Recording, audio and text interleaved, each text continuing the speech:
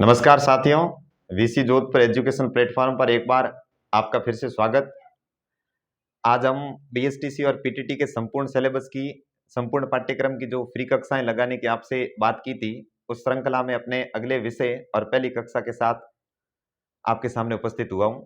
आज की कक्षा में हम अपने अगले विषय हिंदी की शुरुआत करेंगे, जिससे पहले दोनों परीक्षाएं पीटीटी और बीएसटीसी के हिंदी के पाठ्यक्रम पर बात करेंगे कि दोनों परीक्षाओं में किस सीमा तक पाठ्यक्रम से सवाल पूछे जाएंगे और कौन कौन से टॉपिक हम इसमें शामिल कर सकते हैं।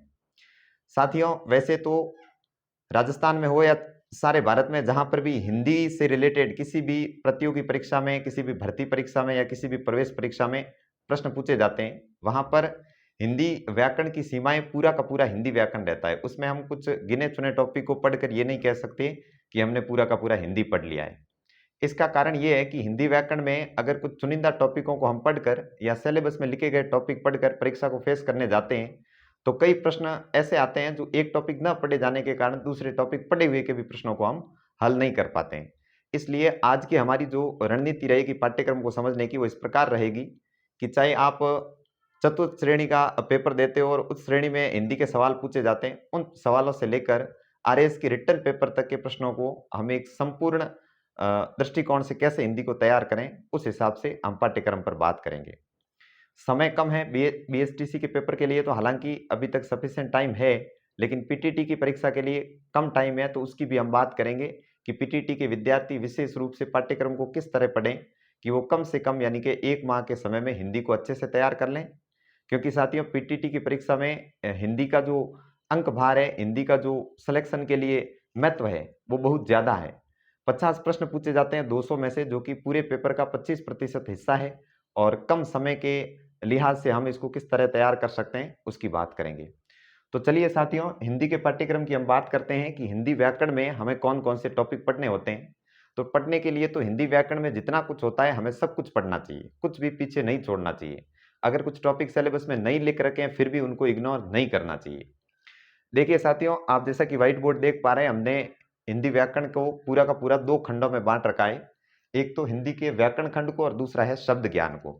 ये हमने पढ़ने की सुविधा की जो रणनीति है, उस हिसाब से हम आपके साथ अपनी कौन सी रणनीति शेयर कर रहे हैं उसके अनुसार बांटे हुए हैं।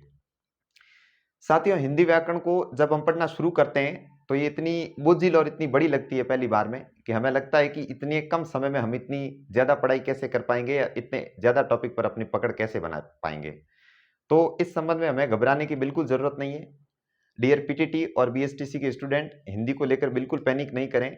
इसको हम बड़ी ही आसानी से और सरल तरीके से आपके सामने रखेंगे कि देखिए, व्याकरण खंड को हम अलग करते हैं और शब्द ज्ञान को अलग करते हैं।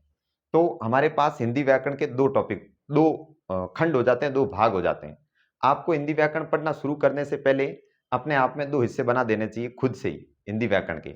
अब हमने जो ये 2 खंड किए, ये कोई भी स्टैंडर्ड एजुकेशन सिस्टम के हिसाब से नहीं किए। इसमें कोई टॉपिक आपका इधर भी रह सकता है, कोई इधर भी रह सकता है। हमारी जो रणनीति है, वो आपको कम से कम समय में अधिक से अधिक प्रश्नों तक पहुंच बनाने की जो है, वो पेश करना है। अब देखिए कि हिंदी व्याकरण में हम प्रारंभ जो है भाषा, लिपि और व्याकरण के परिचय से करते हैं। हालांकि बीएसटीसी और पीटीटी के सिलेबस में ये बात नहीं लिखी हुई है कि भाषा, लिपि और व्याकरण से प्रश्न पूछे जाएंगे। लेकिन अगर सोचिए कि प्रश्न पूछा जाए कि लिपि किसे कहते हैं, तो उस प्रश्न को हम हिंदी व्याकरण से बाहर भी नहीं कर सकते, और तब हमारे पास ऑब्जेक्शन करना का भी कोई तरीका नहीं होगा कि भाई पीटीटी में हिंदी भाषा क्या होती है, लिपि क्या होती है, या व्याकरण के खंड कितने, प्रश्न क्यों पूछा गया। तो हम इस टॉपिक को भी पढ़ेंगे। उसके बाद देखिए, व्याकरण खंड के अंदर हम वर्णमाला पढ़ेंगे, जिसके अंदर संपूर्ण वर्ण विचार को पढ़ेंगे। वर्णों के प्रकार, उच्चारण स्थान। इसके सिवा देखिए, शब्द निर्माण की कोटियां हैं, संधि, समास, उपसर्ग और प्रत्यय। इन चारों टॉपिक से शब्दों का निर्माण कैसे होता है, हमारे सामने नए शब्द बनकर कैसे आते हैं। फिर हम वाक्य विचार पढ़ेंगे, जिसमें वाक्यों के प्रकार इत्यादि पढ़ना है। वाक्य शुद्धि, शुद्ध वाक्य का निर्माण कैसे किया जाता है। अब ये जो शुद्ध वाक्य लिखने का और वाक्य शुद्धि का जो टॉपिक है, ये टॉपिक इस बात पर डिपेंड करेगा कि हमारे बाकी सारे के सारे टॉपिक तैयार हो। एक इधर है वाक्य शुद्धि का टॉपिक और एक इधर है शब्द शुद्धि का टॉपिक। ये टॉपिक व्याकरण में सबसे अंत में तैयार किए जा सकते हैं कि पहले अगर हमने पूरा का पूरा हिंदी व्याकरण तैयार कर रखा है, तब हम वाक्य को शुद्ध लिख पाएंगे, और शब्द निर्माण की कोटियों को अच्छी प्रकार से पढ़ा है, तभी हम एक शब्द को शुद्ध रूप से लिख पाएंगे। आगे देखिए कि विकारी और अविकारी शब्द है, जिसके अंदर विकारी शब्दों में संज्ञा, सर्वनाम, क्रिया और विशेषण रहते हैं, जबकि अविकारी शब्दों में क्रिया, विशेषण, समुच्चय बोधक, विषमयादि बोधक आदि रहते हैं। फिर शब्द भेदों में जाते हैं हम, तो शब्द के प्रकार, उत्पत्ति के आधार पर, अर्थ के आधार पर शब्दों के भेद किए जाते हैं। और है शब्द रूपांतर, लिंग के आधार पर शब्दों का बदलना, वचन के आधार पर शब्दों का बदलना, लिंग के आधार पर शब्दों का बदलना। इसमें हिंदी व्याकरण के एक दो टॉपिक छूट भी गए हो सकते हैं, ऐसा भी हो सकता है। और दूसरा खंड जिसमें है सारे के सारे शब्द हैं, शब्दों का ज्ञान, पर्यायवाची शब्द, विलोम शब्द, युग्म शब्द, शुद्ध शब्द शुद्धि, वाक्यांश के लिए एक शब्द, मुहावरे और लोकोक्तियां। ये एक दृष्टि से देखा जाए तो हिंदी व्याकरण का पूरा सिलेबस होता है। अब इस सिलेबस को देखकर एक बात पहले से तय कर लेनी चाहिए कि इसमें से कौन सा पीटीटी में सब्जेक्ट मतलब कि टॉपिक पूछा जाएगा और कौन सा नहीं पूछा जाएगा, ये बातें मायने नहीं रखती है। पीटीटी के पेपर में 50 प्रश्न पूछे जाते हैं, तो पक्की और सीधी सी बात है कि कुछ प्रश्न ऐसे होंगे जो दिए गए सिलेबस से बाहर के होंगे। इसलिए पहली बात तो ये तय करनी है कि अपने को हिंदी व्याकरण के सभी टॉपिक पढ़ने हैं, पूरा का पूरा पढ़ना है। दूसरा सवाल आता है कि इतने कम टाइम में हम इस बड़े सिलेबस को कैसे कवर करें। तो इस पर हमारी रणनीति ये रहेगी कि हम सबसे पहले हिंदी व्याकरण को 2 भागों में बांट लेंगे। एक भाग हमारा रहेगा व्याकरण का और दूसरा रहेगा शब्द ज्ञान का, जैसा कि बोर्ड पर लिखा हुआ है। अब इसमें क्या करना है कि प्रतिदिन का जब भी हम हिंदी की किताब उठाते हैं, हिंदी पढ़ना शुरू करते हैं, उस समय हमें एक टॉपिक व्याकरण खंड का पढ़ना है और एक टॉपिक शब्द ज्ञान का पढ़ना है।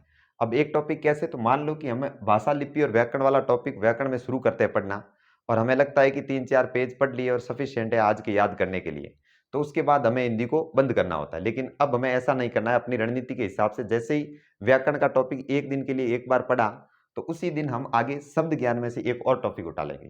कि सबसे पहले मान लो कि हमने पर्यायवाची पढ़ने शुरू किए, तो जितने पर्यायवाची हम एक दिन में पढ़ सकते हैं, याद कर सकते हैं, उनको याद किया और बाकी का काम अगले दिन के लिए छोड़ते हुए अगला सब्जेक्ट उठा लेते हैं। अब इससे होगा ये कि एक तो हम एक ही सब्जेक्ट को लंबे समय तक पढ़ते हुए बोर नहीं होंगे, और दूसरा हम कम समय में एक सब्जेक्ट को अधिक कवर कर पाएंगे, 2 हिस्से करके। और दूसरी चीज ये है कि हिंदी व्याकरण में व्याकरण के नियमों का जितना इंपॉर्टेंस रहता है, उससे कहीं अधिक शब्द ज्ञान का इंपॉर्टेंस रहता है। छोटे से लेके बड़े स्तर के पेपर में अक्सर हम देखते हैं कि पर्यायवाची से संबंधित, विलोम शब्द से संबंधित 3-3, 4-4 प्रश्न पूछ लिए जाते हैं, जिनमें पूछा जाता है कि निम्न में से कौन सा इस शब्द का पर्यायवाची है, या निम्न में से कौन से विकल्प में सभी शब्द परस्पर पर्यायवाची हैं, या कौन से विकल्प में उचित विलोम युग्म दिया हुआ है, कौन से विकल्प में दिए हुए वाक्यांश के लिए एक शब्द आएगा। ऐसे ऐसे प्रश्न हमें पूछ लिए जाते हैं। तो देखने के लिए जो शब्द ज्ञान है वो व्याकरण के नियमों से अधिक महत्वपूर्ण रहता है। तो जब हम 2 भागों में बांट कर इसको पढ़ेंगे, तो हम शब्द ज्ञान को भी ज्यादा इंपॉर्टेंस देंगे। अगर हमारी शब्द संपदा मजबूत नहीं है, हिंदी में हमारे पास शब्द ज्ञान बहुत ज्यादा नहीं है, तब हम हिंदी व्याकरण के प्रश्नों को बहुत अच्छा नहीं कर पाएंगे। हिंदी में 50 का जो स्कोर है उसके करीब हम नहीं पहुंच पाएंगे। पीटीटी के स्टूडेंट स्पेशली इस बात पर ध्यान देवे कि 28 दिनों या 30 दिनों का टाइम आपके पेपर के लिए बचा है, तो इसके लिए आपको इस रणनीति से काम करना सबसे अच्छे अंक दिला सकता है, क्योंकि इसमें आप कम टॉपिक में, कम समय में अधिक से अधिक टॉपिक कवर कर पाएंगे, और स्पेशली आप शब्द ज्ञान पर ध्यान दे पाएंगे, जिनसे आपको सबसे ज्यादा प्रश्न देखने को मिलेगा। अब बात ये रहती है कि व्याकरण के खंड और शब्द ज्ञान को हम एक साथ मैनेज कैसे करें। तो जैसे कि भाषा लिपि और व्याकरण आपको पहला टॉपिक दिया है, तो उदाहरण के लिए अगर ये लेवें तो एक बार इसको पूरी तरह से पढ़ लेना है।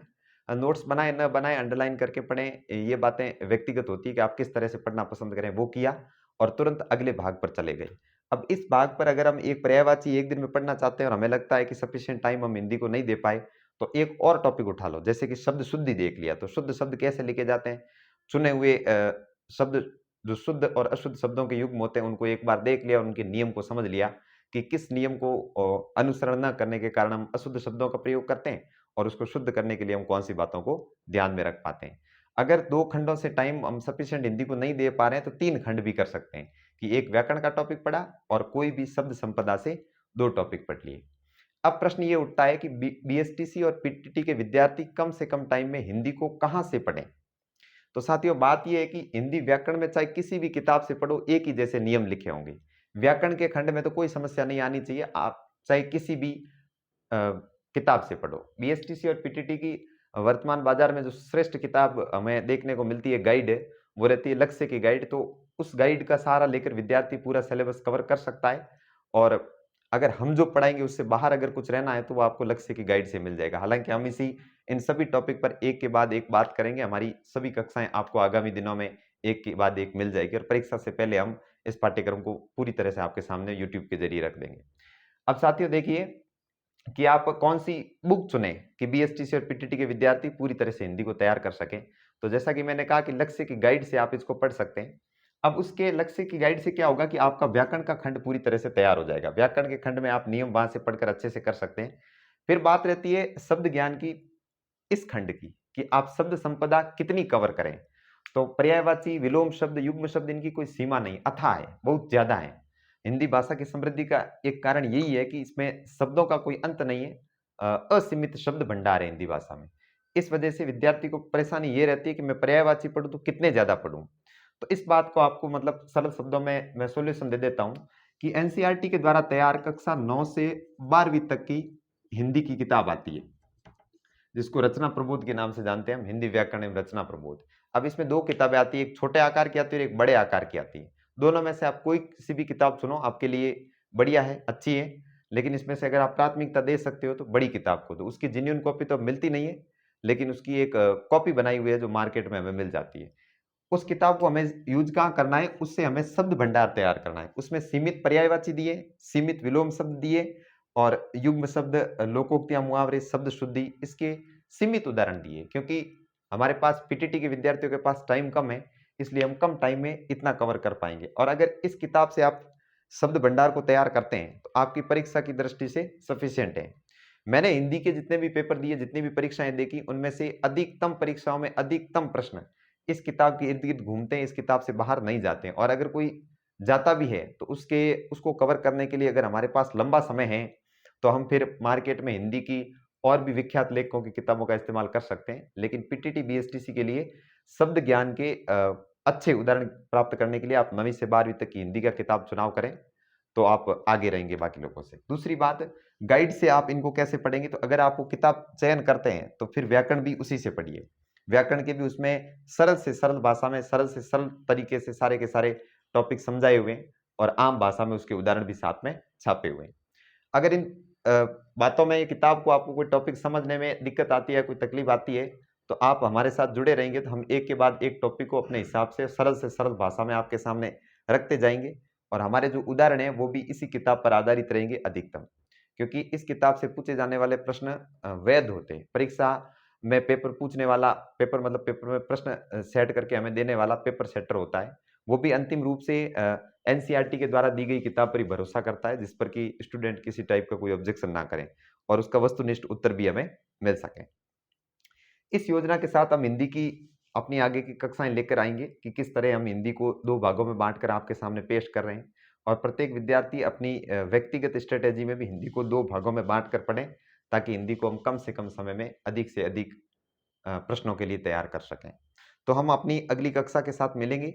तब तक के लिए आप अपने हिंदी में विचार करिए कि पाठ्यक्रम को आप किस तरह 2 भागों में बांटकर पढ़ेंगे। सबसे पहले आपका शब्द भंडार का कौन सा विषय रहेगा जिसको आप उठाएंगे, और व्याकरण खंड में आपका कौन सा टॉपिक रहेगा जिसको आप पढ़ेंगे। तो मिलते हैं अपनी अगली कक्षा में व्याकरण के पहले टॉपिक के साथ। तब तक के लिए आप बने रहिए हमारे साथ।